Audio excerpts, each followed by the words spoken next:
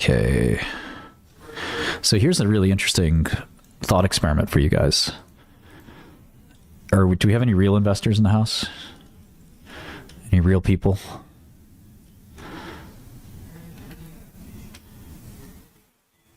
This is something when I was a kid, I used to look at this really, really closely. I worked at a fund. Oh, that's a good point, Clark. That's a good point. I worked at a fund that basically taught me, rightly or wrongly, you can debate,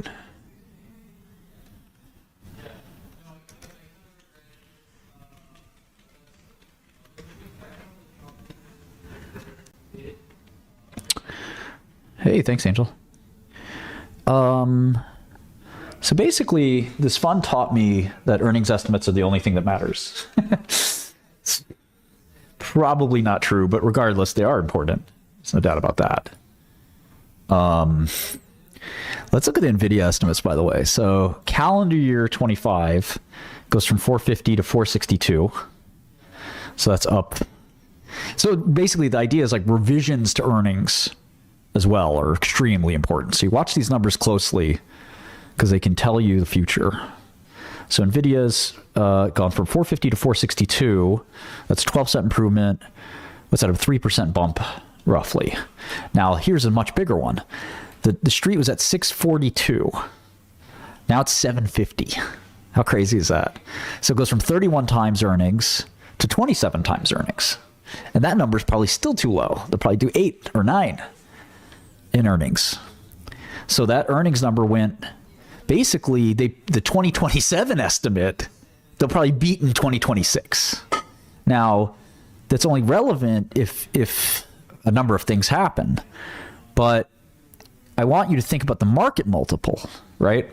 So the market is paying 27 times for the average company. The average company is not growing as fast as NVIDIA.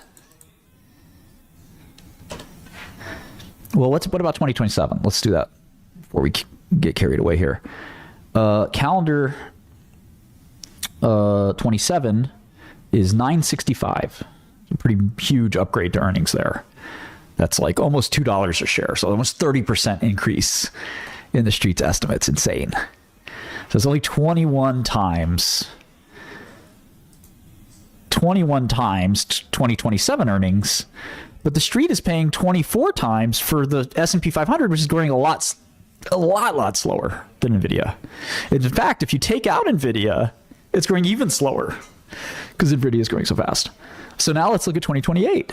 Well, it was $8.56 at one point, or $8.59. Now it's $11. I mean, that's just insane. That's almost a 50% misestimate by Wall Street. And then the next one is $12.16. Now that's actually, they're actually a little more accurate there. That's only about $1.30 or so away, only 10, 15% away. And then finally, I'm going to roll out the 2030 estimate, which was $13.01. So it's 15 times 2030. Now, I don't have too many 2030 estimates, but the 2029 estimate at least is lower than not. Let's actually do a CAGR here, making the spreadsheet a mess. Let's do a CAGR. Street's not always honest in its estimates, no. 5 negative here plus here. The CAGR for NVIDIA earnings is 23%. Now, I actually think they'll beat these by a huge amount. But I want you to think about what happens. I'm going to do a couple more of these so you can understand it. But I really want you to think hard about the nature of earnings and the way it works. So I'll zoom in a little bit so you can appreciate it. Maybe I'll just freeze right here so you see the ticker. Hopefully you can see this well. Am I in the way? Doesn't look like it. All right, whatever. Okay. So now let's do Apple. Estimates are on Godel or Bloomberg. So we're working on getting the really long years for for Godel really soon, but we'll wait and see. All right, so calendar year for Apple actually went up 20 cents for 25, up a little bit for 26, up a little bit for 27, up quite a bit, no, just a little bit for 28. Let's look at 29, 30, 29, a whole dollar. It's like 10% bump. And I roll out this number for 2028. So the earnings CAGR, as you can see it here, for Apple is only 10% versus NVIDIA's 33%, 23%. And that 23% is probably too low. So Apple's 22 times 2030 estimates, while NVIDIA's only 15 times. Right, again, these numbers I think are too low. Now, Christian is saying, what if margins compress for NVIDIA? Well, that would be reflected in the earnings, right? So you're saying those numbers are too high, possibly. Maybe. If those numbers come down, the multiple, what is the multiple? The multiple is just, a lot of people overthink this, I think. You see it a lot, especially in Boston. No offense to any Boston investors. But you see this in the long-only community a lot. They get obsessed with price is the stock price. Earnings per share is the so-called multiple. Now, what's the multiple really mean? Some people really use the multiple as a driver. I would not do that. But folks do that, and they say, well, let's say the stock's $100. Well, if the street's willing to give a 20 multiple to this,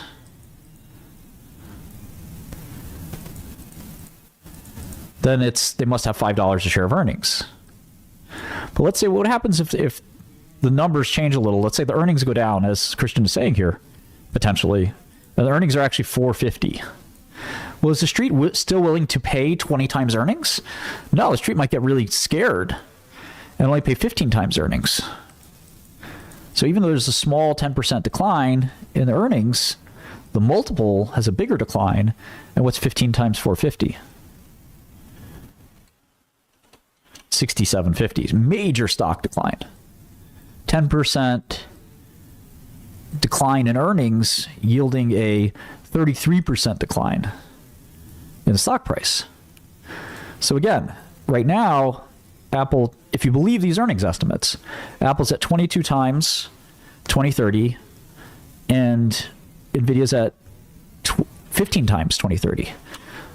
So in the first lesson in business school or finance, you learn that the market prices sort of two things: growth and risk. In fact, there's something called the DDM, the discount dividend model. And you can price an annuity by what? Payment divided by the discount rate or the risk-free rate, however you want to do it. And you actually get the answer. So if you have $1,000, can you guys hear me, by the way? Divided by, say, a 5% coupon, which is 0.05, the value of this bond is $20,000. So if you wanted a bond that would pay you $1,000 per year, that bond would trade around $20,000, if that makes sense. So the same thing applies to equities. Same concept. Equities are riskier, though, right? So you should have the EPS up here because they don't have coupons, but they have earnings. And then you could take the risk. But that's maybe a artificial way to do it because you'd end up in the same scenario. You're not adjusting for growth. Obviously, a company that's growing much faster deserves a higher multiple. So let's say if there's a company with, we just do the same thing we did with NVIDIA. Well, if there's a company with $5, let's say for argument's sake, of earnings and a 5% discount rate, well, this is just a $100 stock. But if you normalize this, this would reflect the same value for any stock, regardless of how fast it was growing. So the DDM sort of introduces this growth minus risk as the denominator. And now the same $5 let's say if you had 10% growth for one company minus the 5% risk, your new denominator is 5%. But let's say you had 13%. Maybe it's the other way around. I think it's the other way around. It's been a long time since I was in college. But the concept remains the same, which is risk maybe minus like terminal growth or something like that. You can sort of artificially induce this. So the higher your growth rate, we estimate revenues all day here. So let's say you have that $5 in earnings per share. Whatever you're doing to adjust this risk rate, you adjust it downward to say 0.03. And maybe it's 10% risk and long-term EPS growth of, say, 7%. This is NVIDIA. Whereas for Apple, it's 10% risk, but only 5%. These are two different denominators. So you get 5 divided by 0.03 and 5 divided by 0.05. Well, these are reciprocals, right? So you could just say, well, 5 divided by 0.03 is 5 times 33. 5 times 33 is what? Let's see. 33 times 5. 15 and 15 is 165. So the prior estimate was 100. So this estimate rewards the growth much more. But over here, it's still the same old $100. So all else being equal, all this is telling you is that the faster a company's cash flow is growing, the better. But the multiple being given here, what's 165 divided by 5? This is a 20 times multiple. This is a 33 times multiple. But that's not what's happening in the stock market. The stock market is looking at NVIDIA and saying, I want to pay less for these earnings. I want to pay 15 times. So it's one of these two things. It's always one of these two things. This is the most interesting observation of finance. It's one of these two things or both. It's always both, actually. But you either have a growth problem or a risk problem. Conversely, you either have very, very fast growth or very low risk. Coca-Cola has very low risk. NVIDIA has very high risk. Apple is lower risk than NVIDIA. Why? Well, they have hardware, they have software, they've got all kinds of devices. They're sort of a luxury consumer brand that everyone knows and loves. NVIDIA is a data center company that, could get disintermediated tomorrow. There's no brand loyalty to NVIDIA necessarily. People just want their compute job done. Exactly. So when you look at that and you say, hold on, the growth of Apple, which is growing faster, NVIDIA or Apple, massively faster, right? But which has better risk prospects? It's Apple. And so the bond-like nature of Apple is interesting. Now, does this mean the market's right? No, not necessarily. It may come to pass that over the next few years, you feel the opposite, that Apple's the risky one and NVIDIA's the safer one. We don't know yet. But we do know NVIDIA seems to be the fastest growing one. Now, again, that might change. Maybe some disaster could befall NVIDIA. And now NVIDIA is not growing fast. They're, in fact, maybe shrinking. We just don't know. The market somewhat is pricing that in, as you can see, by saying, I see that $13 EPS in 2030, but I'm not willing to pay that much on it. Maybe because I don't believe it. Exactly. All right, so let's go to Microsoft now. Calendar year was substantially better, 3-4% better. Also, same thing for about a 5% earnings upgrade here. Smaller here, but a couple percent as well. All the numbers for Microsoft revised upward. So when the economy is doing well, earnings estimates constantly get revised upward. But then the economy starts to do poorly and things change. But it looks like about a 3% earnings upgrade every year for Microsoft. Microsoft CAGR is somewhere in between Apple and NVIDIA. It's about 17 times. So Microsoft is trading at 15 times 2030. Now, some of that 2030 could be, who knows where Microsoft's going to, how they're going to do 17% growth over the next 5 years for earnings. That's a lot. We'll have to sort of see how that pans out.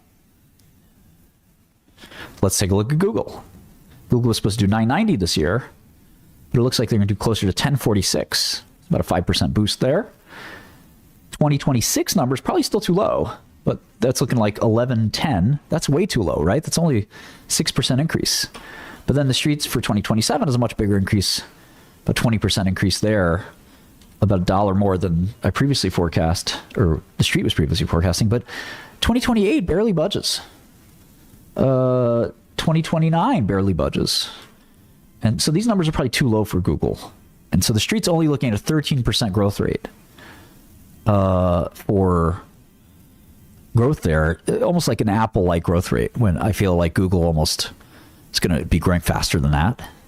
And so, again, with the 2030 lens, Google actually is the cheapest of all of these. And if you think about the risk and growth of Google, which balance is the best? Well, NVIDIA is the strongest growth out of all of these, right? But Google has TPUs, Google has ads, maybe Google. Apple has the best risk, but so does Microsoft. So if you think about the framework here, Apple looks the least attractive, and it feels like the other stocks maybe look more attractive. Let's look at Amazon. So this is a great way to do an apples to apples comparison, no pun intended. Amazon was supposed to do 668. They actually can do 710. 763 goes to 793. This is interesting. This only jumps up 3% there for 2027. And then 2028, right. That's actually a really good point, Mason. Why is it only 14x? Well, now you get into investor psychology. There's a reason. Something is going on in the investor's brain where they're saying, I'm not willing to pay that much. I'm not willing to pay up for Google. And the obvious answer is AI is a big risk for them. But they are also the AI company. So I don't know. 2029 estimate basically hasn't changed. But then 2030 has this big gap up. So, oh, sorry, this is Amazon, by the way. So Amazon has the same growth level of Microsoft, but well above that of Google. And if you ask me who's going to grow more, Amazon or Google over the next 5 years, I'd say hands down Google. Amazon's fairly well penetrated. So Amazon maybe look like a short here. But let's keep going. Avago, which is just Broadcom, helping make GPUs as well, was supposed to do 692. Actually going to do 704. Small upgrade. Bigger upgrade for 2026. Huge upgrade for 2027 from $12 to $15. Huge upgrade for 2028 from $14 to $18. Seems pretty ambitious. It's faster growth than NVIDIA. And then finally, 2146 for inaugural estimate there. So yeah, actually the fastest growth of all of these. See that here. I'm going to mark it green. Avago, of the top 6 companies, projecting 25% annual growth rate, faster than NVIDIA, which is surprising. And that brings it about 18 times earnings. I don't know about Amazon. We'll see. We'll have to see how they execute. Let's look at Meta. I love the Zuck.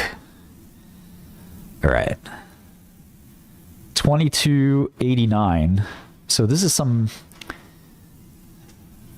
weird gap, non-gap thing. Let me see. Let me adjust the earnings. Okay, here we go. 30.49. So this is a substantial improvement there. 10% improvement here. A little more than 10% there.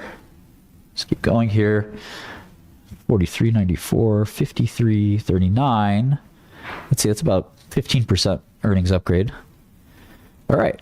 So that's a 17% compounded growth rate for Meta. Let's make sure these prices are right, by the way, because some of these prices are a little stale. No, Meta's even cheaper. Avago. Let me actually get these on Godel. It's a lot faster. That's why I like Godel. 336.72. They're all a little bit cheaper, it looks like. Amazon dropped a little bit too. Google. Oh, Google's risen dramatically. So the Google is not as cheap as maybe we were looking a second ago, because their prospects have brightened. Microsoft's dropped a bit. So we got to do this all over again in terms of understanding it, because some of these prices have been off. All right, let's look at how that changed things. We're going to make a Godel plugin for you guys soon. All right, so NVIDIA's 14 times 2030. Apple's 20 times, still outlier for Apple.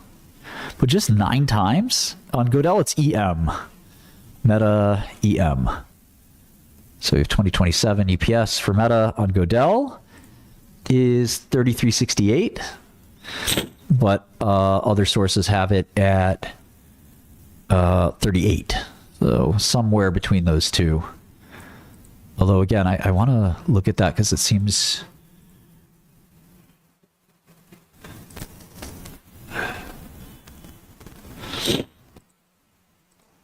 There's also gap versus non-gap kind of things you want to separate out. All right. So Meta only at 9 times 2030. Seems cheap to me, man. What's eating Meta? Meta's perennially been cheap in a way.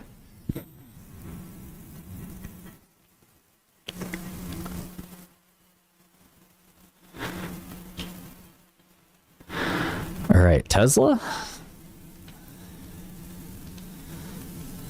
Tesla, the 7th biggest company. Again, we sort of exclude, we discard energy and financials, which we can do those as well, obviously.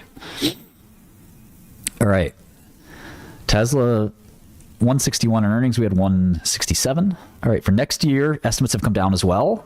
It was 227. Now it's 217. All these other companies' estimates are going up. The Tesla's estimates are actually coming down.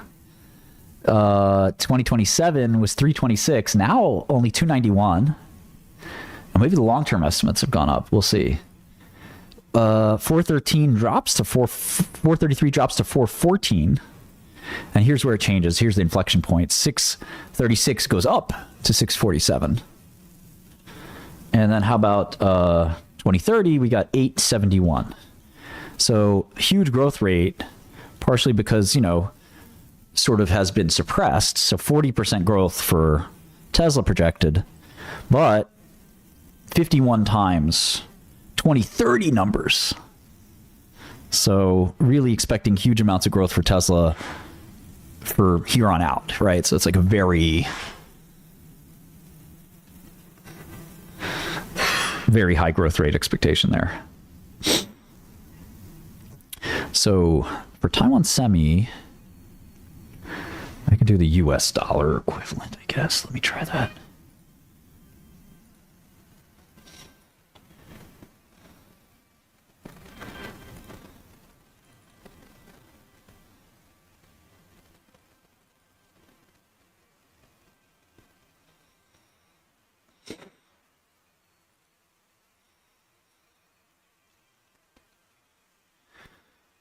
Am I getting US prices? No. That's a Taiwanese price.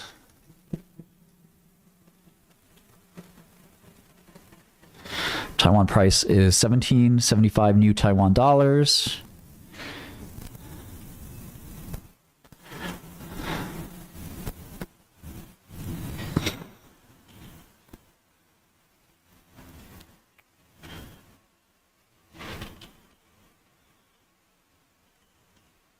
Is there maybe EPS in USD? Let's see if I can get that. I could do it a few ways. But the fastest way is this way.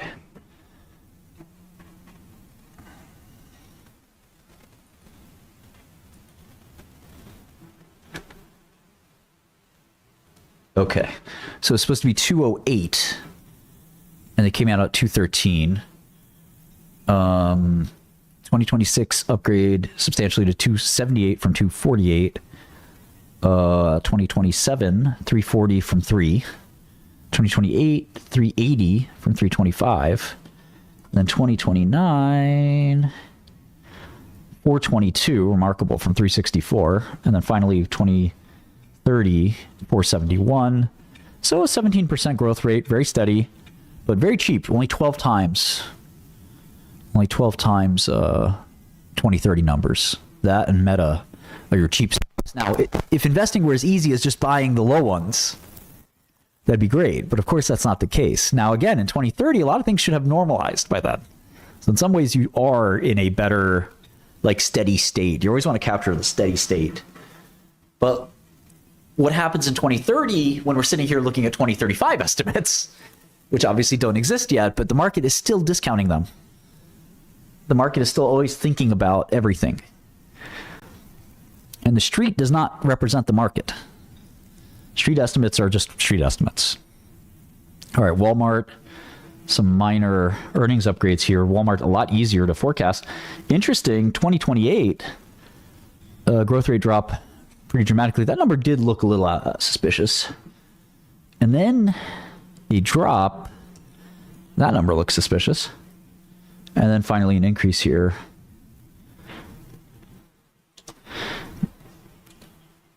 So 24 times 2030, that would be expensive to me for the lowest growth next to Apple. Walmart has the lowest growth next to Apple, and you're paying one of the highest multiples for it. Make that make sense. The answer is, of course, it's not a tech company. It's a steady Eddie retailer, but it's still sort of out of whack here.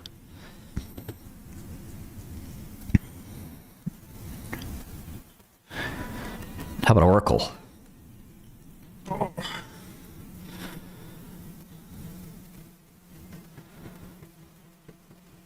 Oracle, decent upgrade here. Actually, number go down for 2026 for Oracle. Same number for 2027. Number go down for 2028. Slightly down for 2029. And then there's 2030. So Oracle, huge growth projection here. 27% growth projection. For Oracle, only 12 times earnings. Let's make sure we have the right price for Oracle. It's dropped a lot. Let's look at this here. Oracle only 184 now, and Walmart has actually gone up. So Walmart's gotten more expensive.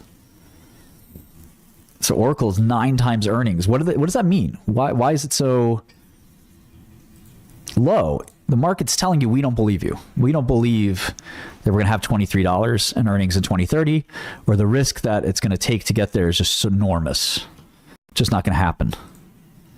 Same idea with Meta. They don't trust the Zuck. Big mistake. Same thing with Taiwan Semi. It's a cyclical business. So how is Taiwan Semi going to be growing nonstop in 2030? Eventually, they're going to have to slow down, right? Let's look at Lilly. This is fun. Lilly earnings beat by a bit. Next year, also going to beat by 5-10%. 2027, pretty robust earnings upgrade there to $40 in earnings. Then 47, pretty, again, robust upgrade. And then 52. So they're going to do in 2028 what they thought they were going to do in 2029, which is pretty impressive. And then continued earnings upgrades for Lilly, 20% growth. Let's see what the average is here.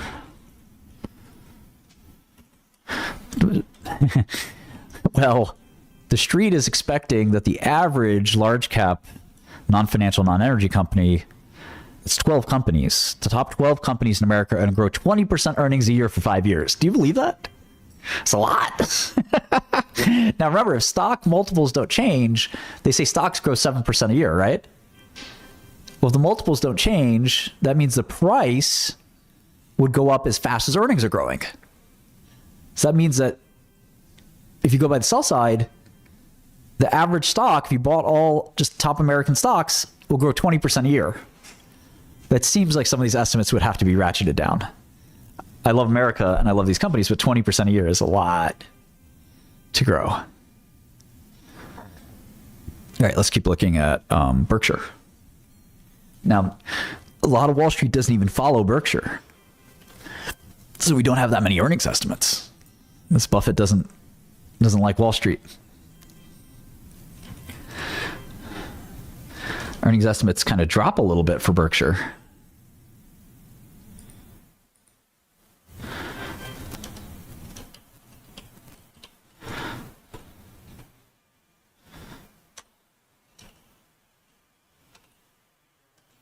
maybe one of the slowest growth companies. I'm going to guesstimate earnings here so that we actually can compute the CAGR, but the CAGR is 4%. The lowest growth of all these companies. Berkshire's not really growing business, which is why nobody ever likes it, but earnings often grow more than it looks for Berkshire.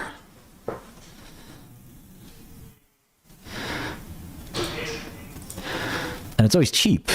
So it's 13 times. It's actually still cheap, even though it's not growing at all, because it's cheap now. So it's cheap then and it's cheap now for a reason. It's the lack of growth. And of course, visibility after Warren passes away, which, we all hope never happens, but. All right, let's do FinTech Visa. Pretty much same earnings estimates for Visa. They haven't changed. Interesting how stable that is. Dropped a little bit in 2029, but pretty steady, 13% growth for Visa, 16 times earnings in 2030. Pretty much on point there. Again, if I had to pick one that looks, Apple's so well run. Like, I almost wonder if it's always gonna just keep growing. The ecosystem they have is so good, but I don't know. I feel like that might erode over a long enough period of time. I kind of think Taiwan Semi is very attractive. 12 times 2030. They kind of benefit from, it doesn't matter if TPUs win or GPUs win. They're always going to be there. They are at the cutting edge of doing a lot of cool stuff in compute. Taiwan Semi is still attractive. Meta is a tricky one. Zuck is I really like Zuck, man.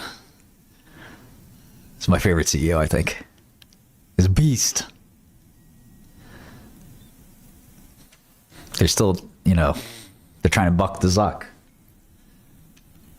Let's look at Hong Kong company, Tencent, but 601 Hong Kong dollars. But let's make sure we have the right prices for all of these. Hong Kong, 601 for Tencent. Visa, I like just pressing V and hitting enter and I get Visa. Boom. Pretty much the same price there. And now Berkshire. Berk.A on Godel here. Similar price, 731 to 11. Oh, Lily. Lily's more expensive now, actually. So I have the old prices in here. I like to manually update them. I'll explain why later. Lily's still expensive, actually, on 2030 then. At least more expensive than the market.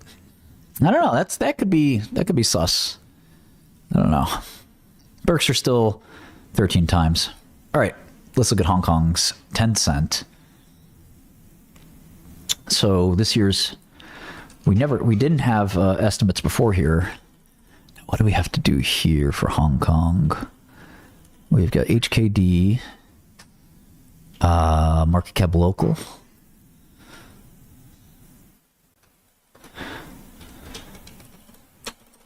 Okay, so that's 5 trillion Hong Kong dollars. This is this minus this times HKD. How do I do that name thing again? FXC5. Let's do that.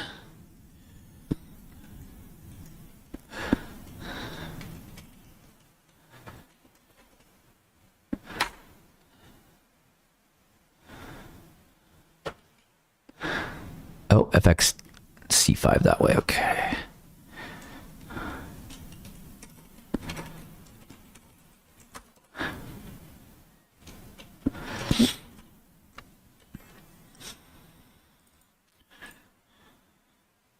Cool.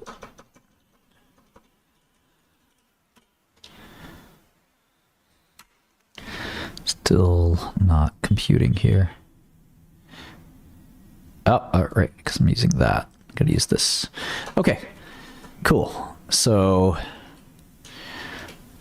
and yeah, I can put this on GitHub, but I have some personal data in here as well, so I'm going to have to scrub that.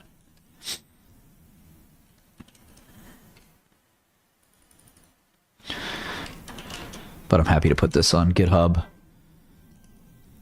All right, 12% growth for Tencent. Interesting.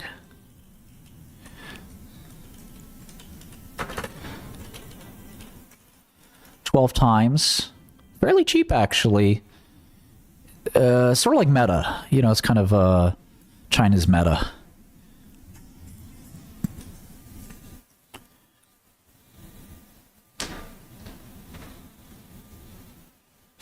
Interesting. Let's get MasterCard.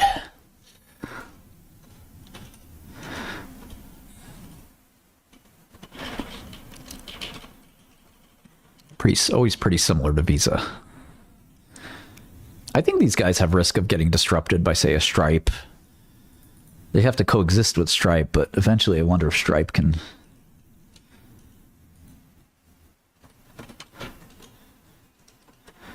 take these guys on. I think a lot of people would love to see that. All right, MasterCard sort of market multiple, pretty much market earnings growth. Notice that the estimate here has dropped to 18% for the S&P 500 as we've added more companies. That's why they're such Magnificent Seven. These are the top 16.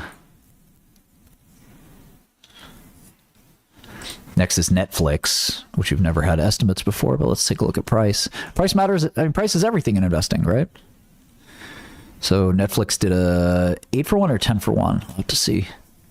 I haven't updated my Netflix model in a while. Netflix, 423 million shares outstanding. That's the last 10Q. So, let's see here.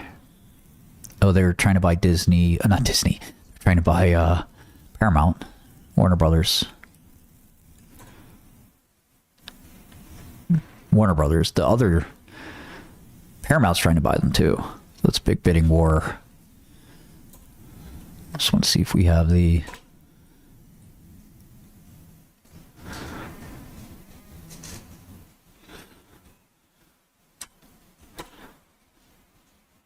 Here's the split. 10 for 1. Okay. Let me open up the Netflix model real quick. You got to have these handy hyperlinks. Great.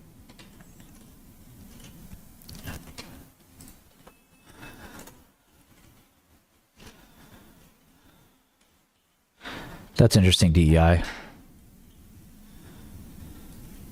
Well, you got to be patient. I mean, M&A is like, if you're really hoping for like some quick trade from M&A, it just doesn't work that way. You got to be a long-term investor, and then if you get taken over, you get taken over. But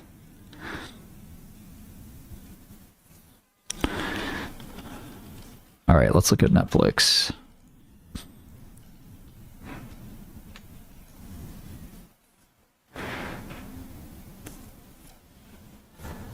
All right, 252, 322, 391, 453, 532, and 622. So this is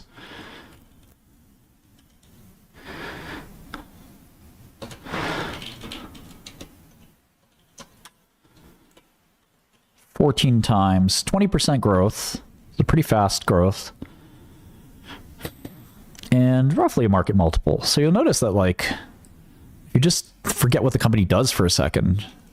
It's like the average company should trade for 15 times 2030, and the average company is growing 18% between now and then. Interesting. There's crazy companies like Tesla that have... Tesla's like, yeah, you took out their crazy R&D, it probably would look like this. And there's other, like, you know, adjustments you can make to help understand that. All right, here's a really interesting one, OpenAI. So we have the stock price here. It's dropped a little bit, 739. We have a rough shares outstanding, and we have a rough enterprise value. But we don't know what earnings are. Right now, they're in fact negative, I think. Let's say they're negative $1 a share. Maybe even say -3. 2026 revenue... I think people are expecting 40, 50, 60 billion. So maybe that'll be roughly break even. Maybe they do $1 a share in 2027. Now, what would be $1 a share? That's They almost have 1 billion shares outstanding. So making $1 billion on like 80 billion in revenue, OpenAI could make 2. I don't think anybody's forecasted OpenAI's revenue yet. So let's say 4, 6, and then 8. Now you can't even get a CAGR because what does it mean to have a growth rate from a negative number? So this is the biggest unprofitable company in the world, right? There's no such thing as negative PE. But under my little framework here, it'd be the most expensive stock in the S&P 500, 92 times more than Tesla's 51 times. But again, the market, it's like a biotech stock. The market's going to pay for that growth. And again, $8 in 2030. And I'm really, just forecasting on the fly here, but $8 times, I actually think they could beat that by quite a bit. That's only $6 billion in earnings in 2030. OpenAI might have more than that. I have to upgrade my numbers here. All right. Well, still, either way, it's still going to be expensive for a while there, but rapid earnings growth. How about SpaceX? SpaceX is a little different. It's a more mature company in some ways. We have it as SPAC, a funny ticker on Godel. This is the real prices, by the way, from NASDAQ Private Market. Shout out to NASDAQ. Big bump in SpaceX price. It was very surprising,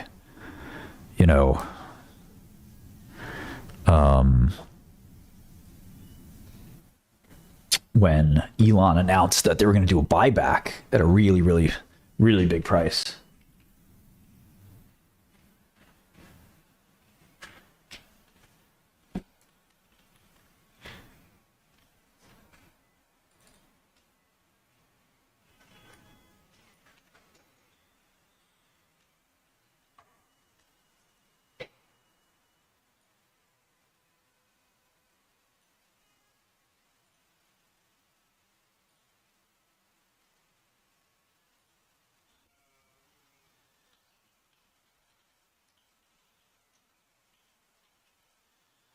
Okay, so is SpaceX now? I had it 290, so that's 653. 1.2 trillion. It's already over a trill. The fuck? Damn. That's crazy. So SpaceX jumps from number 19 biggest company to number 10. Damn. Joining the $1 trillion club. Damn. That's just crazy. So I don't have any clue what SpaceX revenue or earnings are. He did say they are profitable. Maybe we can see. Let's see. I can even pull up the SpaceX news on Godel. How cool is that? And there's news every day. That's sick. So if you're trading SpaceX or investing in SpaceX, you can see the tape. And let's say I wanted to, this is nice, but I want to see more data. I could just type in revenue in here. I don't want to read about the launches. Just show me the revenue.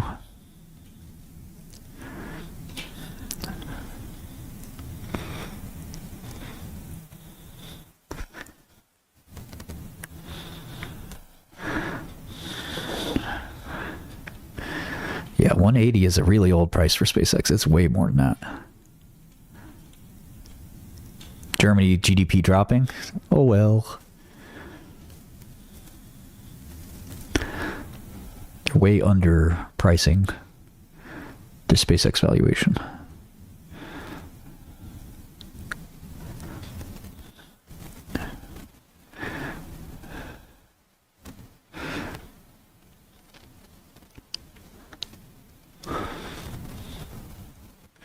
Yeah, we don't have a rough estimate of SpaceX revenue. Morgan Stanley likely to be the lead left. They might let Goldman in too. And even JP Morgan.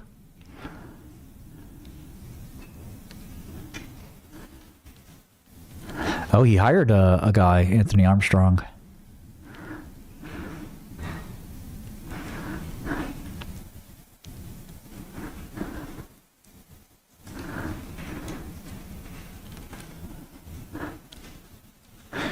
I guess I can think about Starlink.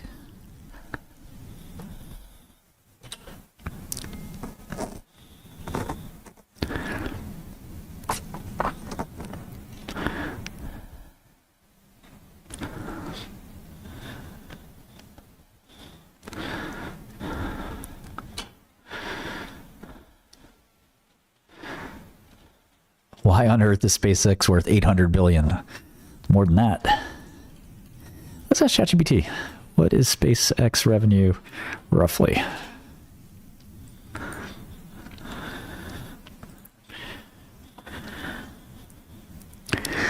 $22 to $25 billion. Okay, I can work with this. Say 10% margin. All right, so $1. Maybe a little higher margin. $4. How many shares outstanding? Oh, there's 2 billion shares outstanding. Car.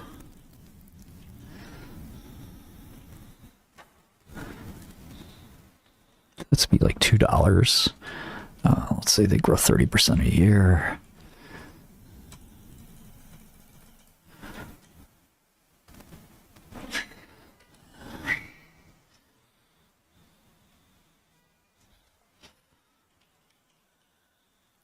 Jeez, 100 times earnings, roughly. I think they'll probably grow faster than I'm thinking, but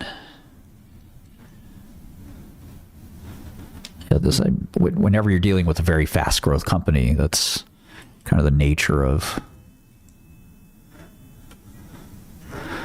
these. And again, I'm just making these estimates up. There's no Wall Street estimate yet.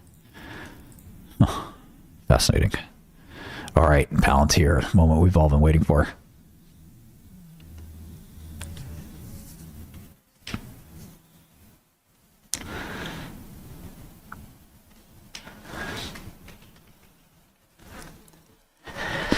Palantir is supposed to do 72 cents this year. Also, let me get these prices. I got the right OpenAI price, I think. I got the right SpaceX price. And now Palantir, I had it 206, but it's dropped a little bit to 170. All right. They're supposed to do 72 cents this year. That's still the estimate. They're supposed to do 99 cents next year. Only has jumped to $1, only up 1 cent. $1.37 the year after, it's now $1.38. Again, only 1 cent improvement. Interestingly, the 2028 number for Palantir has dropped. 206 down to 187. And the 2029 numbers plummeted. 282 to 247. But the 2030 number is a nice 308, but that's still, that CAGR is 34%, very fast. But that's a brutal, brutal 54 times. Would you rather pay for, OpenAI is cheaper than Palantir on 2030. So is Tesla. Palantir's, great company, great execution, but valuation is... Now remember, they have more cash flow. So you do cash flow per share versus earnings per share. The two do converge over time. So if that EPS number converges faster and looks like $6 instead of $3, I think you have to do cash flow per share for Palantir because you don't have those options in the way. Cash flow per share looks quite different, but the two do converge.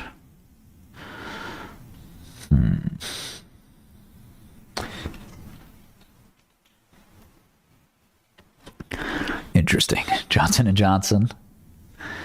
Okay, you guys see what you guys want to talk about here.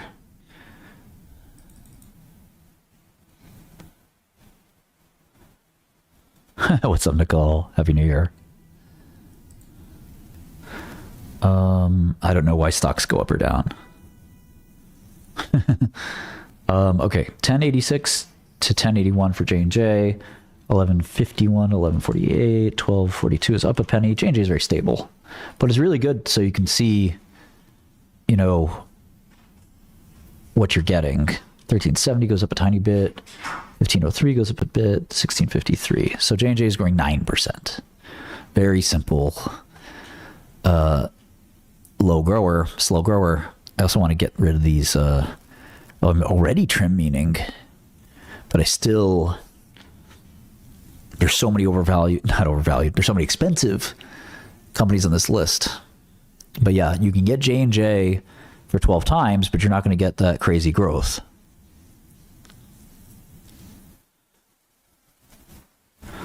Price D1, I'm not sure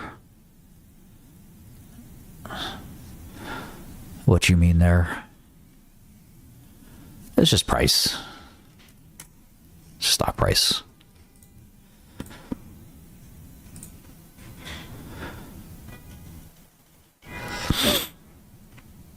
All right, I do have JP Morgan here as the one financial company.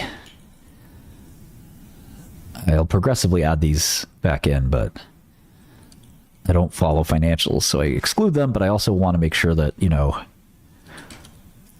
it represents every single large company, including energy, which I really don't like energy.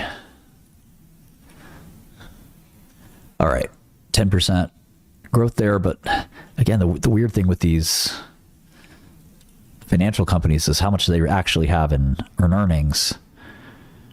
J&J has actually jumped in price, so it's maybe not as much of a bargain as before. And again, the thing about banks is banks don't get valued the way they. Again, I think my enterprise value is just off. It's not really clear how much cash JP Morgan has because price to book is kind of the way you look at most of these, and book value is growing. You don't look at these like, I think the way that I like to look at most companies, but some part of me wonders why we don't do that, but that's why financials are weird.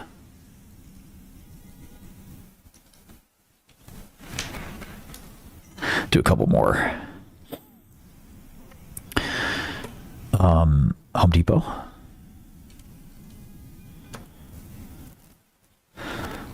Numbers come down for Home Depot substantially.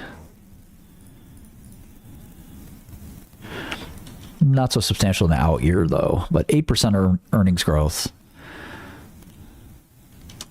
A pretty meager growth there for Home Depot. I think the lowest, Berkshire's the lowest we've seen, but second lowest earnings growth in the whole top 23 companies. J&J is also quite low. How about Costco?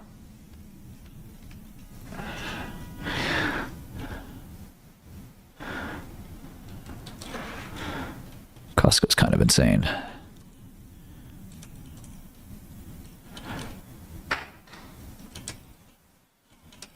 Numbers more or less unchanged for Costco.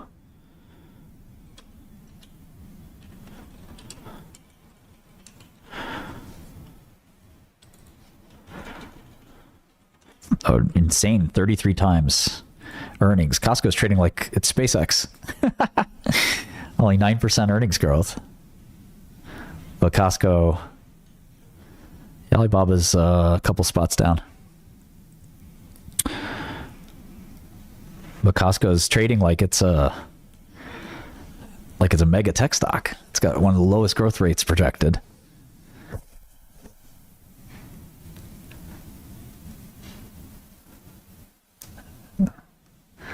You could buy SpaceX for that price. It's nuts. All right, Procter. Another slow growth, steady Eddie. Watching paint dry. Some fool owns Procter & Gamble. Numbers come down for Procter. Sad day. Just when you think it couldn't get any worse. Ooh, 5%. That's almost as bad as Berkshire. Single-handedly takes the average down too. And if you trim mean, I like trim mean instead of average because you get rid of the outliers. But yeah, trim mean is 16% earnings growth rate for the next 5 years. Probably still too high. It's very hard for earnings to grow more than 7 to 10% a year. I still like SPRB. All right. So I started all this for SAP. I think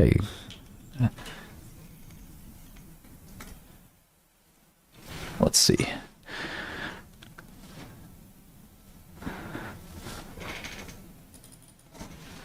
It was a little complicated because it was euros. But yeah, SAP, kind of actually pretty attractive, somewhat cheaper than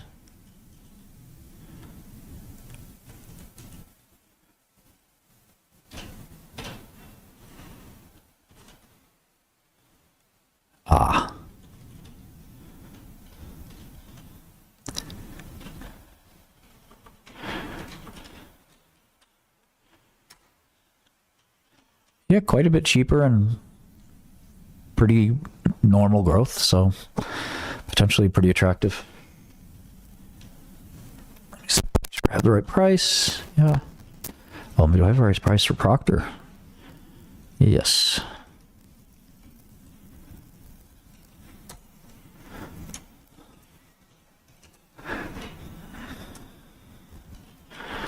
All right, AbbVie.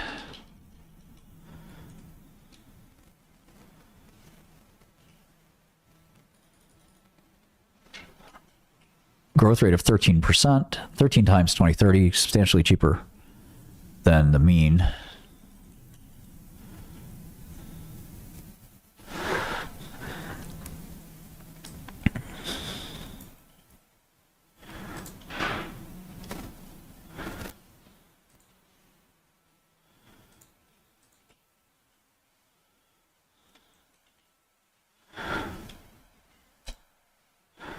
Okay, Alibaba. This is tricky because it's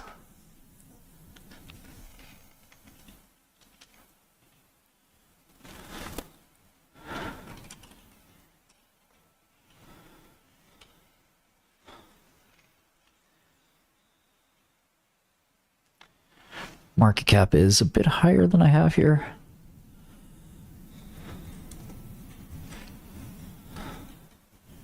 It's a little tricky because it's Chinese. Maybe I should use the Chinese ticker. Tricky, tricky, tricky.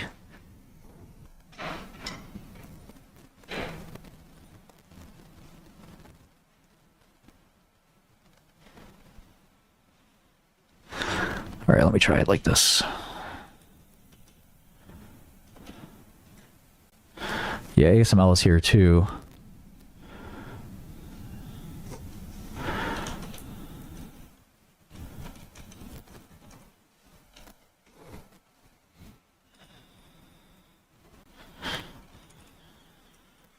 At 23% growth for Alibaba, pretty impressive.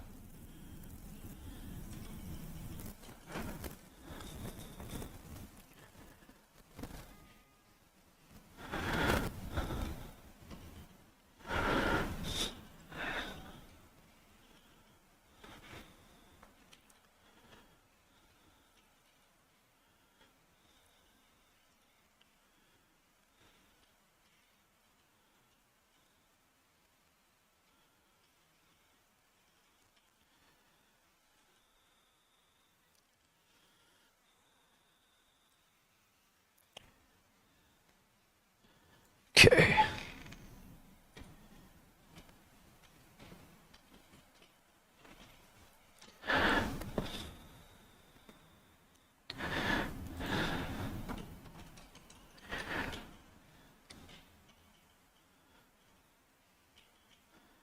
Yeah, Alibaba's quite cheap, but you're dealing with China risk, which a lot of people don't want in their portfolio. So the market's telling you either growth is messed up or risk is messed up. In this case, I think it's probably a little bit of both. So the street numbers are sometimes trusted, and sometimes, in this case, there's some skepticism. Coca-Cola, very easy to forecast. 7% growth, almost one of the worst, but almost a market multiple given just how safe Coca-Cola has been for generations. It's kind of like a bond. We've got Hermes, UNH, AstraZeneca, T-Mobile, Samsung, LVMH, Novo Nordisk, ByteDance, the owner of TikTok, Queechai, Muta, Philip Morris, ASML, Salesforce, Nestle. These are the biggest companies in the world. And we're just glancing at earnings estimates here. Nothing too crazy pops out. Hopefully somebody got an idea out of this. I think Palantir, a little risky. Costco, quite risky.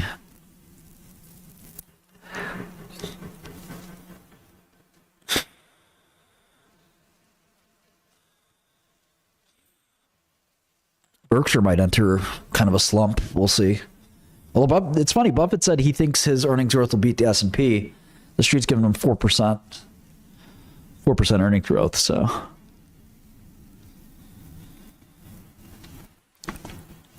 Figma, for sure. A lot of guys in the office like Figma.